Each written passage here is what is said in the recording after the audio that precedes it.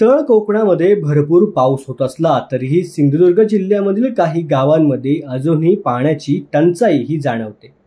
कुडाळ तालुक्यामधील घोडगे हे गाव गेल्या अनेक वर्षांपासून पाण्याच्या समस्येला सामोरं जात आहे। या गावामध्ये पाटबंधारे विभागाचा कोणताही प्रकल्प नसल्यामुळे गावकऱ्यांना फक्त पावसाच्या पाण्यावरच अवलंबून राहावं लागतंय। पावसाळा संपल्यानंतरच या गावामध्ये पाण्याची गंभीर टंचाई भासते। अनेक विहिरींची पाणी पातळी पूर्णपणे खाली गेलेली असते, तर काही ठिकाणी पिण्याच्या पाण्याची दूषित स्रोत वापरण्याची वेळ गावकऱ्यांवर येते। परिणामी मे महिन्यात चाकरमानी मंडळी देखील गावाकडे येण्यासाठी टाळाटाळ करतात। आता झाली 60-65 वर्षे झाली पाण्याचा त्रास काढूनच आमका लय जवळ जाऊ झाला। आमका पाणी तर सुकत नाही, कधी पाणी कोणत्या बावडे गाठांती जातं। हो, सरकारच्या दरबारी तुम्ही काय करतो, पण आमचं करीतच नाही। तर आम्ही शासन सगळ्यांना करतो, हात जोडतो, पण आमका पाणीच कोणी करीत नाही।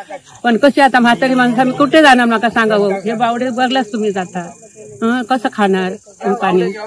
आजचं काय हे नाही, आम्ही तुमचा हात जोडतो, आमच्या पाण्याची सोय, आमच्या रस्त्याची सोय करा। याच पार्श्वभूमीवर गावच्या सरपंचा श्रुती घाडीगावकर यांनी प्रशासनाकडे तात्काळ लक्ष देण्याची मागणी केली। जलप्रकल्प, बंधारे किंवा जलसंधारणाची कामं हाती घेऊन घोडगे गावाला कायमस्वरूपी पाणीदार करण्याची गरज त्यांनी व्यक्त केली। घोडगे सारख्या गावांचा विकास आणि पाण्याचा प्रश्न सोडवणं ही सध्या काळाची गरज आहे। त्यामुळे ह्याकडे आता प्रशासन आणि तेथील स्थानिक आमदार आणि मंत्री कशा पद्धतीने लक्ष देतात याकडे सर्व गावकऱ्यांचं लक्ष लागून राहिले। आता बघायला गेलं तर आमच्या या घोडगे गावात 1 फेब्रुवारी महिन्यापासून ते 1 जूनच्या एंडिंग पर्यंत या पाणी टंचाईची जी समस्या आहे ती भेडसावत आहे।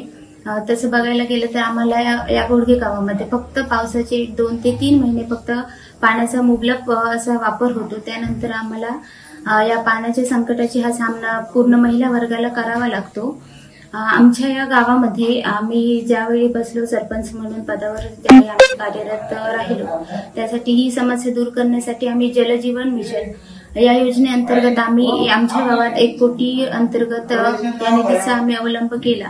परंतु आमच्या गावामध्ये आपल्या जो पाणी जे साठवण करण्यासाठी जे किंवा तलाव म्हणा किंवा धरण म्हणा यासारख्या कोणत्याही प्रकारचा हा तलाव अशी काही योजना नसल्यामुळे पाण्याचा स्रोत हा वाढत नाही। त्यामुळे विहिरी म्हणा किंवा बोरवेल म्हणा यासारखे योजना आणून सुद्धा पाण्याचा जर स्रोतच नसेल तर या अशा विहिरींचा उपयोग काय होणार? त्यामुळे आमच्या ज्या गावात आहेत की या मे महिन्यामध्ये म्हणा किंवा अन्य काही जर कार्यक्रम असले तर मुंबईतील लोक ही पाण्याच्या टंचाईमुळे फक्त गावामध्ये येणं टाळतात। म्हणजे लग्न कार्य असू दे किंवा अन्य काही, म्हणजे या गावापासून ही आपली मुंबईची लोकवस्ती आहे ही कुठेतरी दूर चाललेली आहे।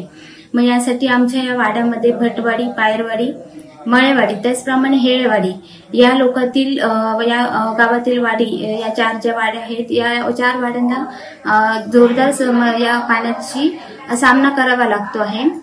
तर माझी प्रशासनाला कळकळीची विनंती आहे की आमच्या या गावाच्या पाणी समस्येवर काहीतरी त्यांनी लक्ष द्यावा। ही योजना आम्हाला मुबलक पाण्याचा स्रोत कसा वाढेल याकडे त्यांनी लक्ष देऊन आमची ही जी समस्या आहे ती त्यांनी दूर करावी।